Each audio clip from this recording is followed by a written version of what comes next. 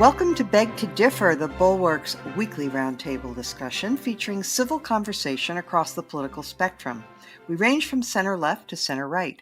I'm Mona Charon, syndicated columnist and policy editor at the Bulwark, and I'm joined by our regulars, Bill Galston of the Brookings Institution and the Wall Street Journal, Damon Linker of The Week, and Linda Chavez of the Niskanen Center. Our special guest this week is Charles Lane, columnist for the Washington Post. Welcome, one and all. We are now 1 month into Vladimir Putin's war of aggression against his neighbor that pretty much everyone thought would be a very short war that would be won by the Russians. And it's not happened that way at all. The latest news today is that the Ukrainians are actually retaking territory from the Russian army and destroying a big Russian ship that the Russians were boasting about having docked, and that it was going to be able to provide the Russians all of their needed supplies. And so reality sometimes confounds everyone's expectations. So I want to start, though, with you, Chuck Lane, because President Biden arguably has done some things very well in his handling of this crisis, keeping the alliance together. In the run-up to the war, he, skillfully deployed U.S. intelligence assets to sort of thwart any attempt by the Russians to do a false flag operation. So those things were good. He's kept the alliance together, but he's coming under criticism now from a lot of serious people, and I would commend to everyone, if they don't already listen, Shield of the Republic is a fantastic podcast. It's another Bulwark podcast, which features Eric Edelman, who will be our guest in coming weeks, and Elliot Cohn. And on their podcast, they were sort of expressing this in very succinct terms. The problem that they see with the way Biden has handled this, and Chuck, I want to hear your response, is that Biden has allowed Putin to use threats and intimidation of escalation to frighten us, and that we have done way too much telling Putin and the world what we will not do, whereas what we should be doing is keeping Putin unsure of what we might do. Well, thanks for having me with the group here, Mona. And I have to preface what I'm about to say by saying I'm a little uncomfortable even being asked to critique something that an expert like Elliot Cohen, who's also a good friend of mine, has said. I tend to fall on the somewhat less critical end of the spectrum with respect to President Biden. Look, we could go back a long way, all the way back to the Obama administration, I suppose, to the hesitation to provoke Vladimir Putin by not giving them Javelin missiles at that time. And I think there was a slowness in Washington generally, but particularly in the Biden administration, to really get it that Putin wasn't kidding when he started arranging these troops around Ukraine and so on and so on. So I have a certain amount of sympathy for the idea that there's more we could be doing and we should not be self-deterring. But when you look at the big picture, I'm more impressed by what we're doing right than what we're not doing right. I think it's no small thing. No one imagined that this level of alliance unity, particularly involving the Germans, would occur. No one imagined that our previous training, which Biden had been supervising quietly, of the Ukrainian forces to use this weaponry would pay off so handsomely. And, on the other side of the ledger, risking World War III, risking a nuclear exchange when you don't absolutely have to, I think that's something to be considered. And so I guess my preferred outcome from this would be that Putin beats himself with the help of the Ukrainians, so to speak, and that we help the Ukrainians help Putin beat himself. Now, that may or may not happen, but I do agree that perhaps we shouldn't maybe have ruled out troops so explicitly right off the bat. And our president has a way of stumbling over his words, such as today when he said we would respond in kind to a chemical attack. And I'm not sure that's what he meant. That might have been okay, though. A month out, I find myself surprisingly satisfied, in the scheme of things with how the administration is handling this.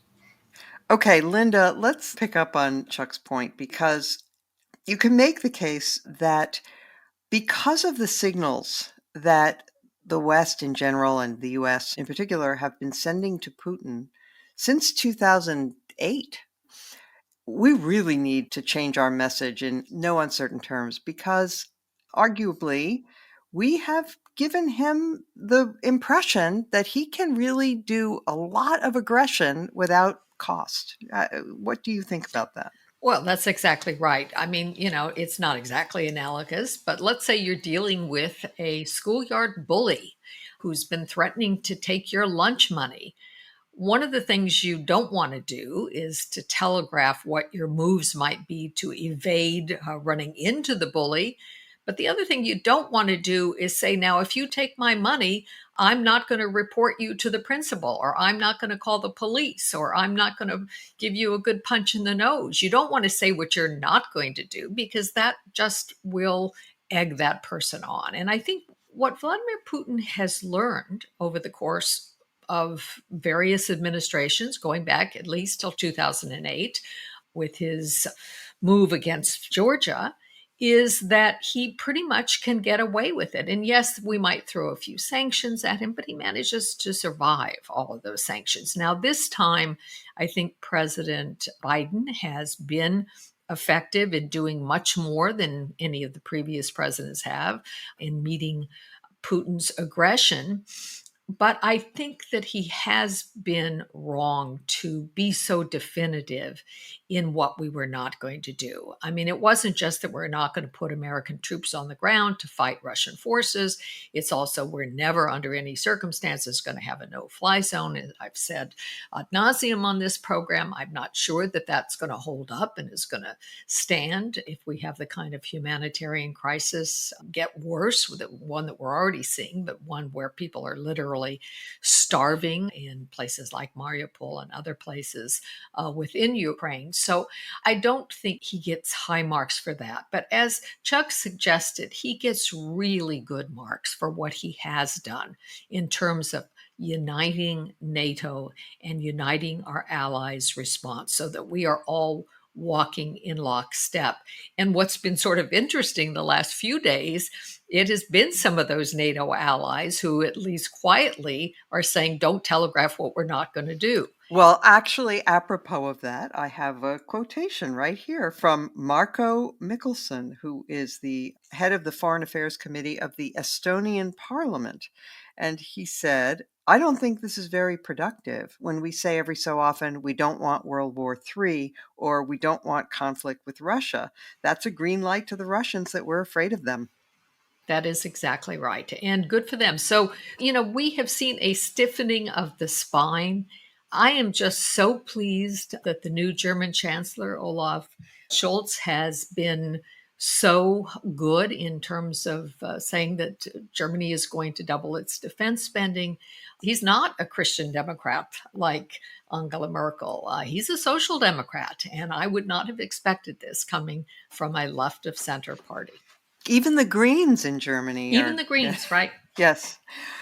All right, Damon, somebody listening to the conversation thus far might think, well, boy, you guys are being a little casual about the possibility of World War III, which would inflict far more human suffering than even we're seeing now in Ukraine. So let me sketch out as something that Professor Stephen Peter Rosen said in the Bulwark this week, talking about the risk of nuclear war. He wrote, a small risk of a nuclear war that kills millions may well be unacceptable to us and our allies. We may decide it is, but we should do so with an understanding of what will follow. Putin and Putinism will be understood to be victorious. If one nuclear-armed nation can commit clear acts of international aggression against a non-nuclear nation and then shut down military responses by using nuclear weapons, and I would just add parenthetically, or threatening to, in a limited manner, other nations with aggression in mind will surely take note. So he says a world in which either the use or the threat of the use of nuclear weapons is a more dangerous world, a much more dangerous world than we're currently living in. What do you think?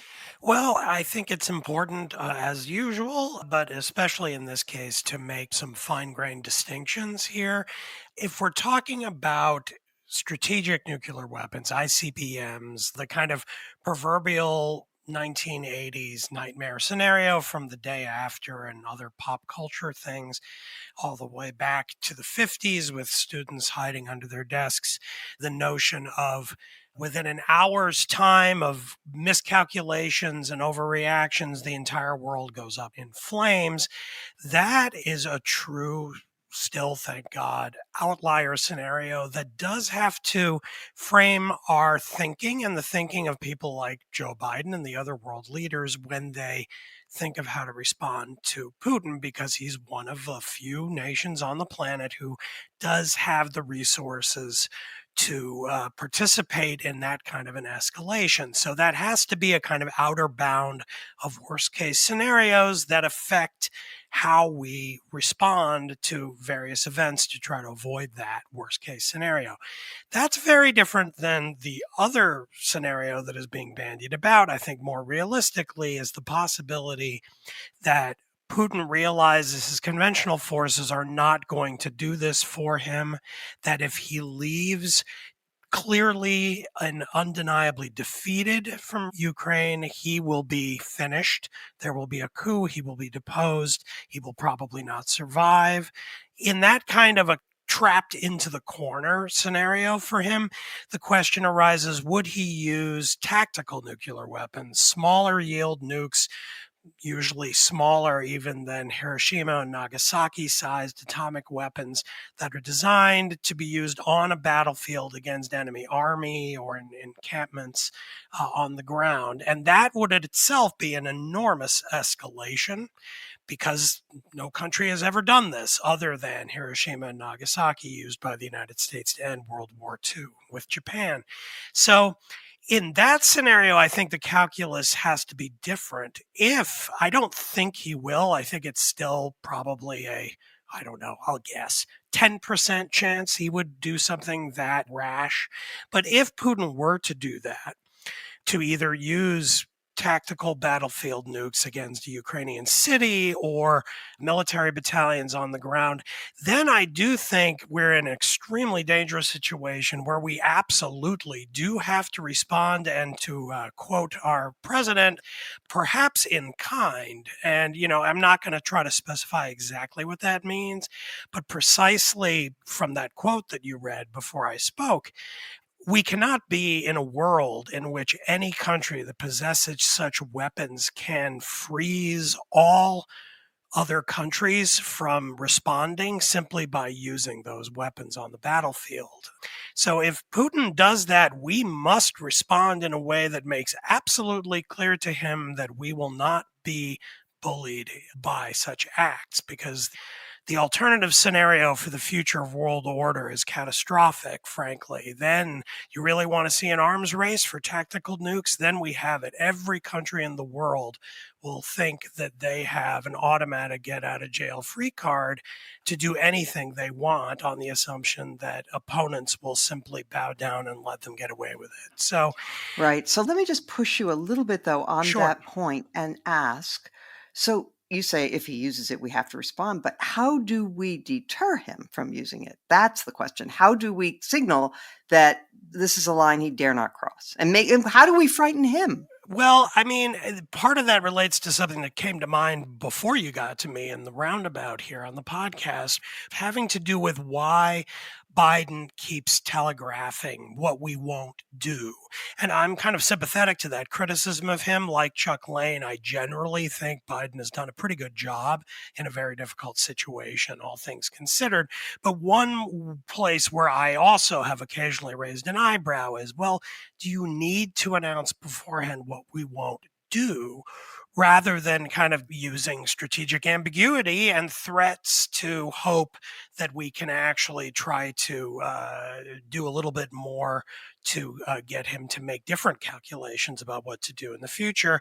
And I think the best case that can be made for Biden And his telegraphing that we're not going to send troops, we're not going to do a no-fly zone, is that usually he pairs it with a very strong defense of Article 5 in NATO. In other words, saying, no, we're not going to go to war with you so far over what you have done. But if anything, if even 1 acre of NATO ground is encroached upon by a Russian soldier or a bomb or a drone that goes haywire and crashes into Poland or one of the Baltic states, then we will respond absolutely and forcefully.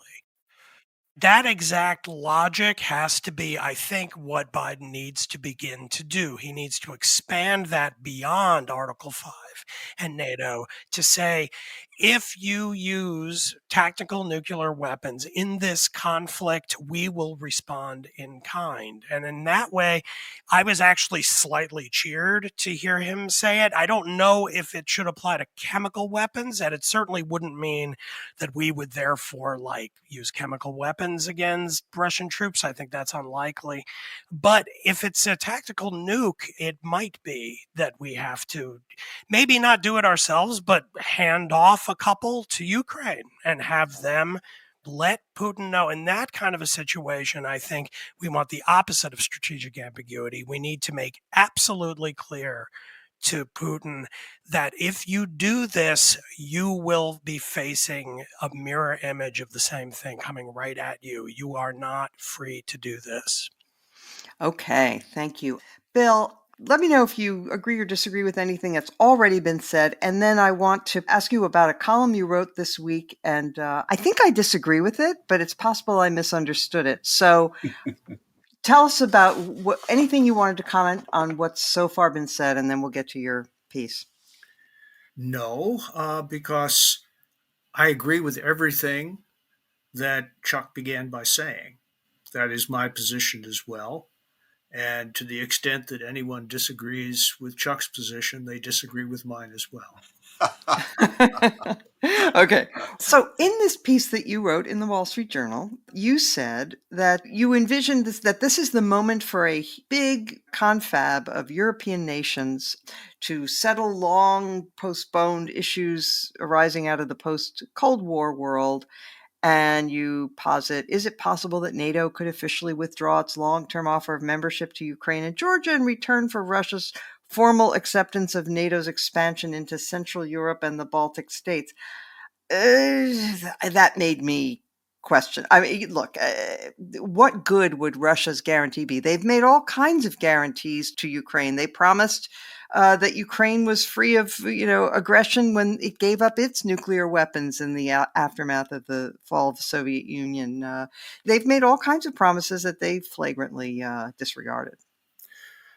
In that article, I began with a very simple and stark question. How does this war end? All wars end. How does this one end? And I worked through a number of different scenarios. If the argument is at this point that there is no negotiating with Russia because Russia's word is no good, then it's not clear to me where that leaves us. So I think that there is some merit to the idea, assuming we could ever get this far, and I'm not confident we could, of trying to reach the kinds of arrangements after a war that we succeeded in reaching after the Second World War, but not after the First. I don't think anybody wants a situation in Europe where everything is up for grabs. Nothing should be done about Ukraine without the consent of the Ukrainians. That's A. B, we should put no pressure on the Ukrainians to do something that they don't want to do. But C, as has been widely reported, President Zelensky himself is recognizing as a political realist as well as an idealist that for the foreseeable future, Ukraine's membership in NATO is off the table. And the question of what he could get in return for formally renouncing that aspiration is, I think, a question worth asking. So I'll just stop there because I don't think I'm persuading you. Yeah, you're right. Chuck, I'm going to come back to you for one more question. So Anne Applebaum has written this week that Ukraine just has to win, that without a Ukrainian victory, we will be living in a much more dangerous world. Just consider a couple facts. So Russia committed 190,000 troops to this invasion, and according to NATO, it has lost as many as 40,000 of them, either killed in action, injured, captured, or deserted. In fact, according to Shield of the Republic, there are so many Russian POWs that the Ukrainians are having to manage that it risks slowing down their military operations just handling all their POWs. So when you have that many casualties, when you have that many logistical problems, apparently they are dealing on open phone lines, which has allowed at least one of their generals to get killed. They've had the loss of several generals. Things are not going well for the Russians. And Anne argues, and others have argued, that what we need to be doing is full out, giving them every possible weapon we can as fast as we possibly can, because the best outcome, not just for the Ukrainians, but for Europe and for the whole world, is a Ukrainian victory. Well, I think the problem with that argument, and again, I'm loath to disagree with somebody as expert and distinguished as Anne, is the word victory. I think we want Ukrainian success, but I don't think that's the same thing as Ukrainian victory. And why do I say that? Because you can't have a Ukrainian victory unless Putin agrees to it in a way, admits it, so to speak. Ukraine isn't going to roll up the Russian army and continue on marching into Moscow. That's not going to happen. The most, I guess, we could picture happening is that Ukraine succeeds in expelling all the Russian troops from its own territory. But even then, if Putin says, okay, for the time being, you have the upper hand, but I'm going to regroup and come back, it's not a victory. You see what I mean? And I think the problem with Anne's argument is, how do we define a victory? And in my mind, I think the center of gravity, so to speak, of this conflict is the power in the Kremlin. Is, does a regime like this, with this kind of aggressive, disruptive, world-changing ambition, survive or not? In other words, I think it's entirely possible that Ukraine could achieve its territorial integrity on the battlefield without a victory in the sense of eliminating the threat that is represented by the Putin regime. And that's why I'm a little hesitant to embrace 100% what Anne said, because I do think, of course, it's important that Putin not succeed, but I think it's hard to define a victory in which he acknowledges, admits, and capitulates to, the way, say, Japan did in 1945. Or the USSR did when it pulled out of Afghanistan. Exactly.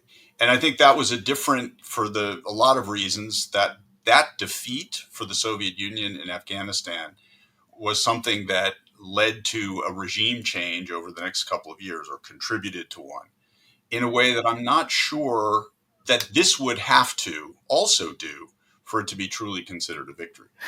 We can pray. All right, Bill, you wanted to make another comment. Yeah, and on Anne's article, I think she's absolutely right that within the limits of prudence, we should send the Ukrainians everything we can as fast as we can. And my one note of criticism of the Biden administration so far has been its refusal to send the planes, right? Which is based on something that sounds more like a legal distinction than a military consideration. We should give the Ukrainians, as I said, everything we can as fast as we can, and then see what happens. It is not clear to me that even if we do that, the Ukrainians will be able to expel Russians from their territory. And here I want to call everybody's attention specifically to the land bridge that the Russian forces have all but established from Crimea to Russia itself. They're there. I don't think the Ukrainians, with maximally well armed, are going to be able to expel them. And I don't think that Mr. Putin is going to march his troops out, at least not without events occurring that haven't yet occurred and, in my judgment, are unlikely to occur. So I do think we have to be both ambitious and realistic. And I'm not sure that the call of victory or death for Ukraine is exactly the right note at this point. I have one little crotchet that I need to get off my chest, which is that the Russians engage in this endless propaganda about Nazis. And of course, the idea that Ukraine is governed by Nazis, everyone has made this point, is ridiculous. I mean, the president is Jewish, the defense minister is Jewish, etc. Okay, fine. But it's not just that. It's that the Russians, yeah, they did fight very fiercely against the Nazis in World War II. And they took terrible losses, right. But the Hitler-Stalin Pact of 1939 made that war possible. Nazi Germany and the USSR together carved up Poland between them. Stalin was Hitler's enabler until he became one of his targets a couple of years later. So, fine, you do get credit for helping to defeat the Nazis, but spare us your moral high horse. Okay, let us now take a break. At this time of high inflation, it's important to keep your budget and financial goals top of mind. Think about the things you could do today to come out ahead, like refinancing your mortgage. If it's not on your to-do list, it should be, because you could be paying a lot less for your home right now. And I know just the people to help. American Financing, a family-owned mortgage lender that's known for its custom home loans and its no-pressure approach to lending. From lower rates to shorter terms, even debt consolidation, they do whatever it takes to help you save up to $1,000 a month, plus tens of thousands over the long term. And if you start soon, you could skip up to 2 payments and may close in as fast as 10 days. Call 888-961-4143. That's 888-961-4143. Or visit AmericanFinancing.net and tell them Mona sent you.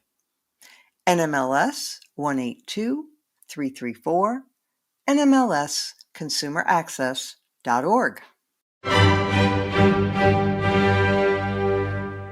This week we had confirmation hearings for Katanji Brown Jackson. And on the first day of the hearings, the Republicans said and boasted, really, that they were going to be respectful, that they were not going to treat the Democrats' nominee the way Democrats had treated the last but one Republican nominee, namely Brett Kavanaugh. And then they proceeded to do almost the same thing. So let's start with you, Linda Chavez. Lindsey Graham, who isn't running for anything, a bunch of them are. A bunch of the people on this committee are running for something. But Lindsey Graham demanded to know of the nominee, which faith are you, by the way? On a scale of 1 to 10, how faithful would you say you are in terms of religion? You know, I go to church probably 3 times a year, so that speaks poorly of me. Or do you attend church regularly? It was quite appalling. In fact, Lindsey Graham's whole performance this week has been a sad commentary on what has happened to the Republican Party. I will probably not agree with most of Katanji Brown Jackson's opinions, should she actually make it through, and I think she will, onto the Supreme Court. But I was so impressed with the way she handled not just Lindsey Graham, but Ted Cruz was probably the worst. But they were all pretty bad. I mean, it was really disrespectful. If you want to know what proper judicial temperament looks like, it looks like Katanji Brown Jackson. She was just really composed. She didn't lose her temper. She answered questions, even questions that made no sense. I mean, she was badgered on the question of critical race theory. And Mona, you know, I'm a big critic of critical race theory. I've written about it. I've been an opponent of it. I've debated the subject. But there's no indication whatsoever that Judge Jackson has ever used critical race theory in her judicial philosophy and in the way in which she judges cases. She was just terrific. And she also expressed a love of America that was so refreshing. I mean, she really made me feel proud as she described growing up, being born and growing up in the post civil rights era, being the beneficiary of all of the changes, the remarkable changes that have taken place. So to see somebody like Lindsey Graham or Ted Cruz or even Senator Cornyn, who is a little more respectful than some of the others, but the way in which they hammered this woman, the way in which Josh Hawley tried to take her to task for a child porn decision, which when you actually read the case itself, when you actually read what happened in that case, the fact that she gave someone who was a high school student jail time for having downloaded child porn onto his computer. This was, by the way, a child who lived in a very Christian family and who was gay and was very, very ashamed of what he had done. But they acted as if somehow she'd given him some sort of reward for his behavior. She put him in jail. Now, granted, it wasn't 2 years, it was 3 months, as I recall. But they were just awful. And by the way, they also conflated, Holly did, he conflated people who downloaded child porn pictures with people who molest children. Right, absolutely. Now, look, I have no truck with people who I download agree. child porn. But there is a difference. There is a difference. And what was really shocking about it, and it never occurred to me as I was listening to the question, but I did see articles about it later, was that it played into this whole QAnon conspiracy about Democrats who are pedophiles. I mean, I kept wondering, why are they focused on that? Why do they keep talking about this? And then suddenly, oh, they're talking to their QAnon voters. Yeah. It was disgraceful. It just embarrassed me. Bill Galston, something Linda said, really resonated with me, which is, look, I'm sure I will disagree with most of this future justice's rulings. I think she's probably far to the left of where I am on most issues. That's what I gather. But my goodness, she has a sterling record. She seems to be a wonderful person. She has great personal dignity. And to watch these Republican senators treat her so disrespectfully, I mean, it offended me, and I'm a conservative. What do you think it's doing to other viewers if they're watching? Nothing good.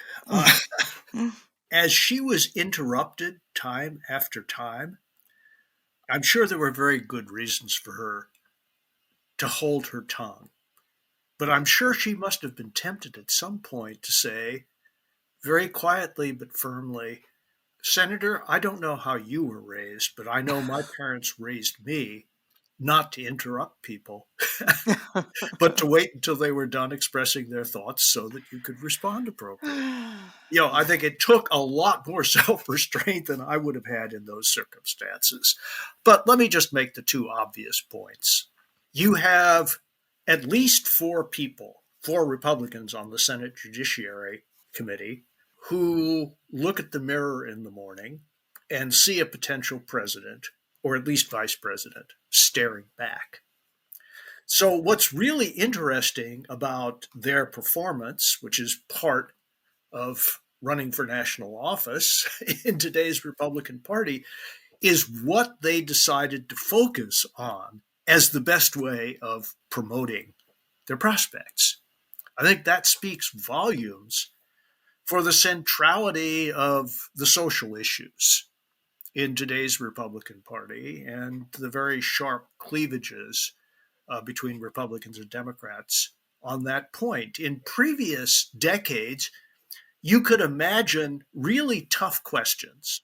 There were only a few about, for example, the non-delegation doctrine, the role of government in the economy, the restraints or lack of restraints on presidential executive power in time of war. Those considerations were conspicuous by their near absence. Instead, you had children's books being displayed like they were legal exhibits. I mean, it was an X-ray of where we are. As the Republican Party gins up for the midterms and then for the presidential election. And it was, from that standpoint, even more discouraging than I had imagined. Yeah, it's worth noting that Ted Cruz had these props, these pictures from the book that she's on the board of one of the private schools in D.C. that apparently teaches Ibram Kendi's theories, to little kids. And so he was challenging her and saying, do you want little kids learning this? And the fact is, Dana Milbank had a piece about that. Ted Cruz sends his children to a private school that does the exact same Wasn't thing. that a fantastic column? Just wonderful. There were one or two interesting things that did come out of it, despite all the circus. So one is that she did say that she would recuse herself from the affirmative action case involving Harvard next term if she's confirmed, because she serves on the board and has done. So that was good, because there's too little recusal, arguably, at the Supreme Court. So that was good. And also it removed another thing that they could harp on. But I was struck by the fact that she, when asked about how she judges constitutional and statutory matters, she was a textualist. She sounded just like Antonin Scalia. Did you notice that? Well, I didn't think she sounded just like Antonin Scalia. I heard her acknowledging, in effect, that textualism and originalism have had a lasting, they're sort of here to stay in the way the court decides cases. And that is arguably a legacy of Justice Scalia. And I think if you've been following these things a little bit, as I have tried to do, you will understand that that's not an entirely surprising to hear that from a justice or judge at this point, coming from the lefter regions of the political spectrum, because there's been sort of a rediscovery of originalism as a method by progressives in certain contexts to argue that actually the original meaning of the 14th Amendment would lead you to different conclusions about equal rights. It gets into the weeds a little bit, and the incorporation doctrine and things like that. But I think what it shows you is that basically what President Biden has done here is present this committee with a judge who kind of knows her way around the law, is perfectly qualified for the Supreme Court, is familiar with the big issues, is not like a firebrand of any kind, really, but has just kind of been working her way through these cases. And I must say, just a slightly different tack, I thought what was also interesting was the theme of this hearing about the defense of unpopular defendants, which she really defended herself on. Yeah. And I thought that was a very important theme.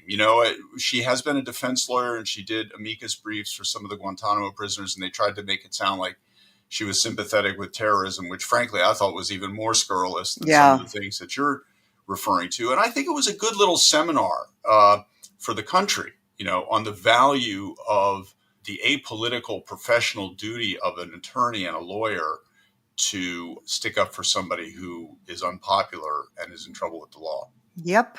John Adams defended the British soldiers in the Boston Massacre. So everybody deserves a defense. Okay, so maybe my favorite moment of the hearing, though, there were many, actually. I thought she was really very winsome, I have to say. And I liked her daughters and her husband and her parents. The story of her father, who had been raised, before the era of the Civil Rights Revolution and was getting a law degree when she was a little girl, and they were sitting at the kitchen table, he with his law books and she with her coloring books. That was really touching. Anyway, but my favorite moment came from Ben Sass, where they were discussing whether there should be cameras in the Supreme Court, which will be decided, of course, by the Supreme Court, not by the Senate. But he was recommending against it, Ben Sass was, and in the course of doing so, he said, quote, sitting right next to Ted Cruz, he said, "We should recognize that the jackassery we often see around here is partly because of people mugging for short-term camera opportunities," unquote. Damon? Well, this shows how well we all know each other on this podcast now, because I was sitting here with my notes waiting for my turn, and I have Ben Sass written, hoping no one else would mention Ben Sass. And here you cue me right up there. Okay. Very nicely done. Yes, I think Judge Jackson, presented herself very well. It was a great American moment, having her and her family and her story there before the country. And then the other things that we've all been talking about, the kind of eye-rolling character of a lot of the Republican questioning, not very edifying, but by the same token, that's also a snapshot of America. A lot of the trends in it that this podcast isn't too fond of were on display. And I appreciated Ben Sass's bipartisan, if you can say that, a statement about the source of some of it, which is that, of course, others have mentioned that Josh Hawley's insistence on talking about child pornography and Judge Jackson being soft on that. I mean, that was, in some ways, it was a perfect coincidence. It was like lined up for a Republican, because you get to accuse or insinuate that she is both soft on crime and kind of pro-child porn or something like this. And wow, that's like a perfect, it's like you hit a home run there. But of course, the other dimension to it is what Sass brought in, which is that all of this is about the fact that the right in this country has this kind of media ecosystem that they swim in, where when Sass said that line about the jackassery, that was right after Cruz had just been on one of his tirades that, of course, was perfectly concocted to, be a soundbite on Hannity that evening on Fox. I mean, that's why he does that. There was a kind of a viral photo going around online afterwards of a picture a journalist took over Cruz's shoulder, and he's looking at his cell phone scrolling through Twitter from mentions of himself, of course, because that's what this is all about. This is, I'm going to sit up here and do a kind of demagogic act of grandstanding in the hope that it gets picked up and it goes viral, and I get lots of applause from my constituents and lots of donations to my reelection campaign. And that's the way we do business these days. So I appreciated Sass, especially right after one of his fellow senators had been engaging in this, for him to, have the guts to call it out. In his own party, we should add. Yes, his own party. It's not quite Mitt Romney voting to convict the sitting president of his own party in an impeachment. It's not quite to that level of courage, but it was a little moment where he was acknowledging, this whole thing's a little screwed up here, the way we do this.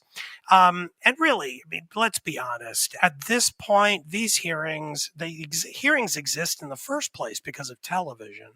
And then we're now to the point where really they just have boiled down to an opportunity for the out party, the party that isn't nominating the justice, to grandstand and do exactly what I was saying, to kind of display before their voters and the world, where I stand and what I care about. And as Bill noted, it's about social issues, cultural issues, trying to score points over critical race theory and gender and things like that. And we all know that, as long as everyone stays alive for the next few weeks, she's going to pass with very few, if any, votes from the other side.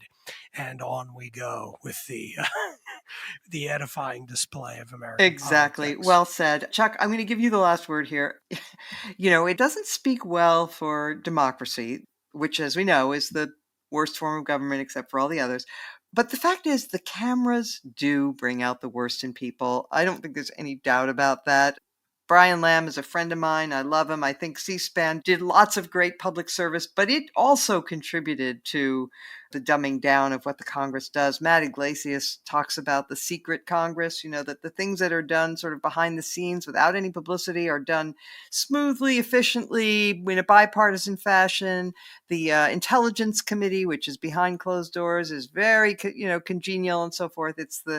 It's when they're in front of the people when it brings out the worst in them. So do you have any observations about that? Well, I've actually gone a couple of times, maybe in my column, on record as being one of the few people in the media who is not in favor of cameras at the Supreme Court. Me too. For some of the reasons that I think the others on today's podcast have been suggesting, the grandstanding and so forth is a big problem. But my bigger picture objection goes something like this. Transparency and publicity and openness and live availability to the public, kind of makes sense in a political branch like Congress, that it's about politics, so have at it. The judiciary is at least not supposed to be political. And so the considerations are different. It is supposed to be a cooler, more judicious, more reflective process. Mm-hmm. And by bringing the Twitterati and the global mob in to kind of take part as spectators, you destroy that atmosphere. And I would also say there has never been enough attention paid to a very important distinction between cameras in the courtroom and live cameras in the courtroom. And I've always felt there should be cameras at the Supreme Court for historical purposes, right? To keep a video record of the arguments. They have an audio record now. And then, after 10 or 15 years or some period, make those available to people. But for there to be live television in the Supreme Court would take, I think, an institution that's already dangerously politicized and just make it worse. Well said. We now come to the last segment, the highlight or lowlight of the week. Linda Chavez. Well, I'm going to go with a lowlight. It's really not an article that I want people to read, but it is a story about which there were articles today and yesterday in the newspaper. And that is the story of the resignation from the investigation into Donald Trump's finances of the veteran prosecutor, Mark Pomerantz, who last month sent in a letter of resignation, along with Carrie Dunn, who was one of the top investigators on the team that was probing the Trump family. And at the time, there was some question, well, why, was he resigning? We had a sense that he didn't believe that the new district attorney in New York, Alvin Bragg, was going to pursue the case. Well, now apparently the letter of resignation has leaked, and in it, Pomerantz makes a very strong case that he believed absolutely Donald Trump broke the law, that he committed, quote, numerous felony violations. And I think this is, an important story, because what Donald Trump seems to have succeeded in doing once again is getting away, in this case, not shooting somebody on Fifth Avenue in plain sight, but basically breaking all of the normal business laws that say when you submit documents for loans, when you represent your company's finances, that you do so in good faith and that you don't lie. And had Donald Trump actually been indicted, if he were facing prosecution for having committed these felonies, I think it would be a very different story about whether or not he is going to be the nominee of the Republican Party in 2024. So I think this was an important story. I think it probably will have been missed by a lot of people because of the much bigger story of Ukraine and also the domestic story of the confirmation hearings for Judge Jackson. But I do want to point it out, and I will put some links into a couple of the articles that have appeared about it. Well, thank you. Of course, the prosecutor in Manhattan is a Democrat, an elected Democrat. So I eagerly await all of the Republicans denouncing him as soft on crime for failing to indict Donald Trump. Okay. Chuck Lane. I guess it's a low light. It was certainly a terrible blow to equality. And I have in mind the Taliban's decision this week to go back on its promise to let girls attend secondary school starting Wednesday. They had essentially pledged, and in fact had announced, repeated their pledge publicly as recently as Monday, that as of Wednesday, girls above sixth grade would be allowed back into school, albeit on a segregated by gender basis. And literally, girls went to school and were turned away because the Taliban had changed its mind. I think this is a terrible sign of what the future might look like in Afghanistan. We'd all been waiting. It's a crucial consideration for the West in terms of aid and recognition of Afghanistan. And as somebody who, for our editorial page, covered that horrible event last August, I've tried not to lose sight of what's going on over there. And this was a very, very low moment. Yeah. Okay, Bill Galston. Well, I have a highlight, but before I get there, just to drop a footnote to Chuck's point, it was reported, and the more I thought about it, the more sense it made, that the Taliban, in making that decision, or reversing a previous decision to be more accurate, were worried that if they did allow girls to enter secondary education, that they would lose troops and support to the Islamic State. So apparently there's thunder on the Taliban's right that they have to pay attention to. Who knew? But my highlight is a piece from Chuck's newspaper, the Washington Post, by Greg Sargent, appeared a couple of days ago. And its title was Behind Tucker Carlson and J.D. Vance, a Revolt Against the GOP Unfolds. And Greg works his way through a number of the leading voices in what's come to be known as the national conservatism movement, and I think provides an excellent x-ray of some of the most important themes that the movement is pushing. I perhaps am singling out this article because I have become preoccupied with this movement. I do think it is an important harbinger of a possible future for conservative populism in the United States, and it has some very interesting as well as deeply troubling features. Okay, thank you. Damon Linker. Well, my low light of the week actually segues very nicely from Bill's own highlight. I actually wrote also this week about that Greg Sargent piece, which was indeed very good. But the reason why it segues well, what I'm going to highlight, or low light I'm going to focus on, is that we're talking about some similarities and overlap. I'm going to be singling out a brand new journal that launched this week titled Compact. This is an interesting development. The kind of post-Trump conservative intellectual right has a number of outlets. The Claremont Review of Books, another Claremont journal called American Mind, a really trashy, terrible journal called American Greatness, a higher brow and more interesting one called American Affairs, and now there is Compact. This one is unique in that it is a truly, I mean, maybe this is a little tendentious to say this, but it definitely has a red-brown feel to it, if people know what this means. What we have as the founding editors are Sohrab Ahmari, former editorial page editor of the New York Post, who is known as a kind of bad boy troublemaker on the increasingly far right, and also Matthew Schmitz, a former editor of First Things magazine, and they are joined with a guy named Edwin Aponte, who is a self-described Marxist. And then among the contributing editors, we have from the right, Christopher Caldwell, who used to work for the Weekly Standard, but has been drifting in the more Claremontian direction over the years, and is, I think, further right than you would have expected, say 5 years ago. Also Lee Smith, who has become a purveyor of right-wing conspiracy theories. And you have also Adrian Vermeule of Harvard Law School, who is a defender of integralism, meaning a kind of synthesis of church and state.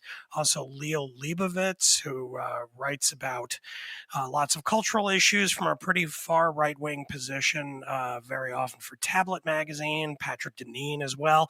And then on the left, you have David Reef, whose name was not here earlier in the week, but has been added. I'm sad to see him joining this crew.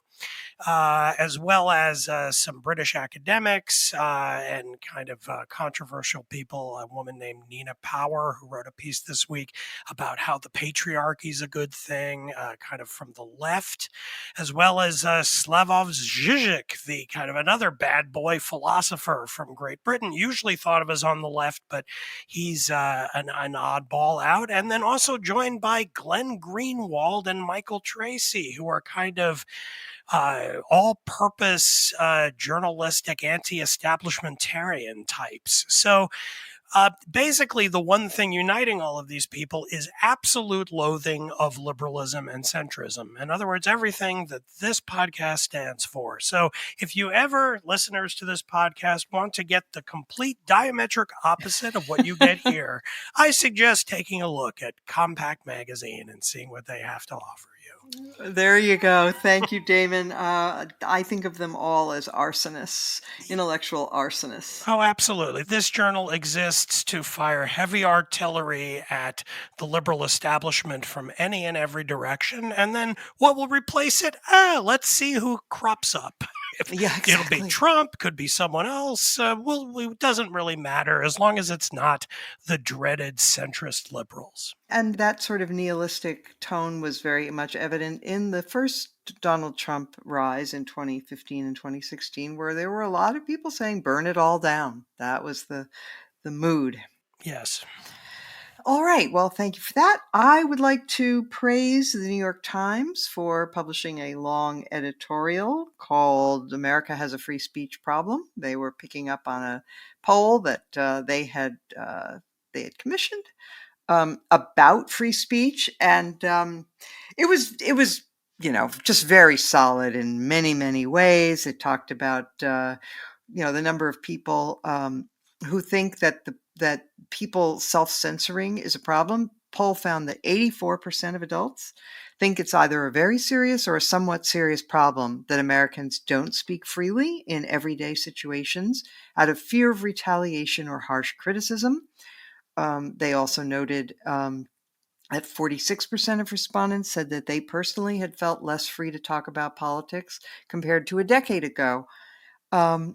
And then they made this point, which I think is important, because they denounced, efforts by conservative Republican legislatures around the country to restrict, the treatment of issues like CRT and other things, and they point out, and they denounce those rightly, but then they say, in passing laws that restrict speech, conservatives have adopted the language of harm that some liberals used in the past to restrict speech, the idea that speech itself can cause an unacceptable harm, which has led to a proliferation of campus speech codes and the use of trigger warnings in college classrooms. So that's the first time I've seen that kind of high-profile acknowledgement that this has deep roots on the left, this intolerance of free speech. So I was amused, so I'm applauding it. I think it's important, but I would also just note that some people have said, and this made me smile, that this could be a very public message from the over 50 editors at the New York Times to the under 30 editors at the New York Times, as sort of a message saying, look, you're way out there, and so we really want to rein you in. But still, this is a full-throated defense of the value of free speech, one of the most essential virtues of our free and democratic system. And so I applaud them. And Bill, you wanted to add something. I just wanted to drop another footnote. This seems to be my podcast for footnotes. One of Damon's favorite writers, Matt Iglesias, wrote a column entitled, and I think I can get this right, World's Dullest Editorial Creates a Panic. So what you found solid, he found soporific. Oh, that's funny. With that, I want to thank Chuck Lane for joining us. I want to thank our producer, Katie Cooper, and our sound engineer, Joe Armstrong. I want to thank all our listeners. We appreciate it, especially those who comment and rate us and those who comment on Twitter. I've noticed an uptick in the Twitter comments. Thank you. That gets us more listeners, and we very much appreciate it. And we will be back next week, as every week.